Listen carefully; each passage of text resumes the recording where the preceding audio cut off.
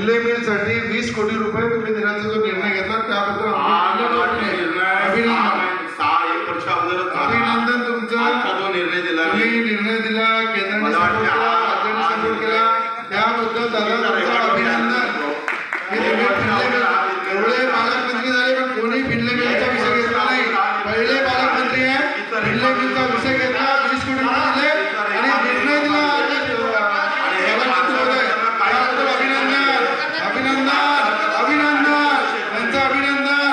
इतके पालकमंत्री झाले कोणी घेतला नाही, त्यांनी निर्णय घेतला, केंद्राने मदत केली, राज्याने मदत केली, कामगाराला न्याय दिला त्याबद्दल अभिनंदन।